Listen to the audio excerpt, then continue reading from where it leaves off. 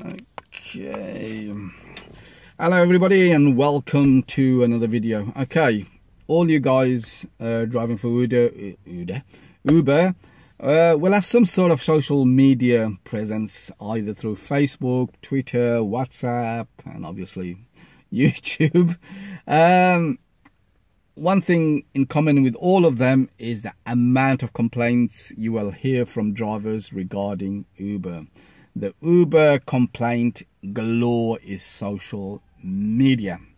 And I'm going to tackle one of these issues right here. And what we're going to talk about is what distance or time should you as an Uber driver travel to do that particular job. And we hear this all the time on social media. Oh, I've traveled 20 minutes to do a job and it just went 2 minutes down the road. You know, does that ring a bell? I think it does. You know, you hear it all the time.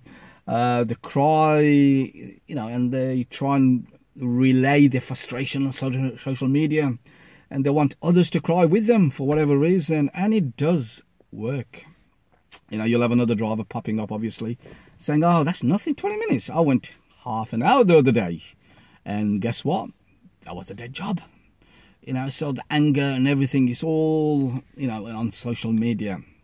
So let me explain and try and break down these kind of cases and the method I use. Firstly, let's put one thing right correctly. You are lucky, yes, lucky to be working with Uber in these scenarios. Because when you have a no-show or dead job with a base and you go there, the passenger's not there, or they're not opening the house and everything, you have simply wasted your money and time. Because on these kind of circumstances, you are not going to get a cancellation fee from them passengers. Obviously, a lot of bases, you know, you can do, but you know, most of them, you ain't going to get nothing from them. So that's what I mean when I say you were lucky. Okay. Secondly, let's get another thing clear here. Cancellation fee is based on criteria Uber has as well.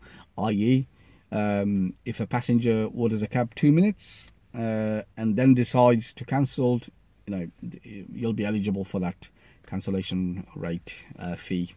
Also, if you've gone to a pickup point, at the right pickup point, and you're there more than 5 minutes or 8 minutes in London, and then you can actually cancel that trip, and obviously in London they cancel it for you, and get that cancellation fee as well. So, you know, all that cancellation thing is done for you. So why do drivers still complain? And it's basically because the simple mistake they keep making is that they're running for any job which is presented to them. Okay? They are running for any job which is presented to them.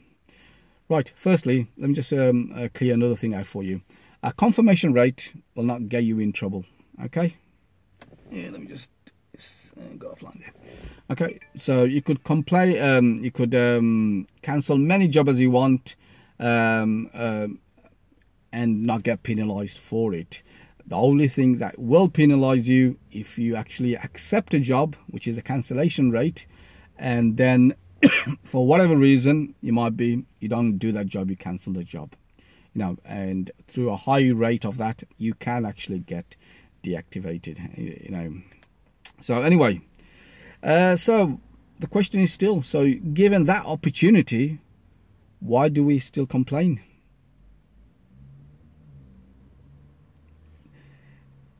And look at it this way as well. If you're working for a base, you know, you couldn't refuse so many jobs.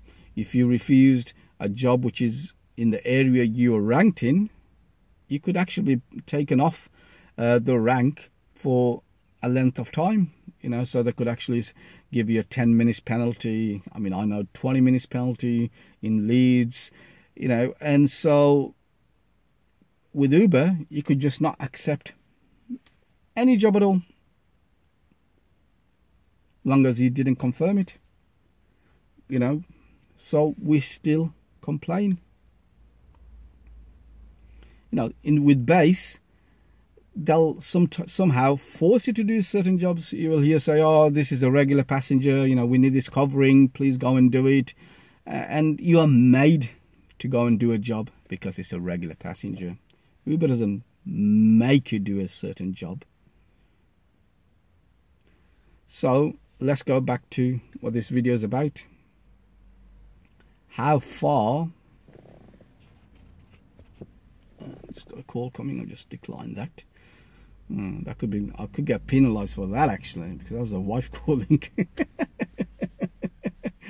Anyway, what was I saying? So what method do I use to combat this situation? Now, the method I use is you should only run for a job that is equates to the cancellation rate. Does that make sense to you? You should only run for a job that actually equates to the cancellation rate. Okay, so I'll break it down again. No, what does this really mean? In Birmingham, we have a cancellation rate or a minimum fare, whatever you want to call it, of £4.25. Right. In London, I think it's £5. Right. £4.25 in Birmingham is usually made up in the daytime, which I work, of a 2-mile radius and which can take up to 10 minutes. You know, and you'll probably get £4.25. So if your job is less than 10 minutes and also less than 2 miles away, it is worth running for. Because even if you got there and the job cancelled, you're still getting sort of paid for that journey.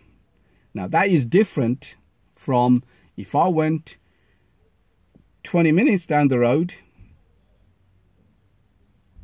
and that job to get to was 4 miles away and I got £4.25 for it.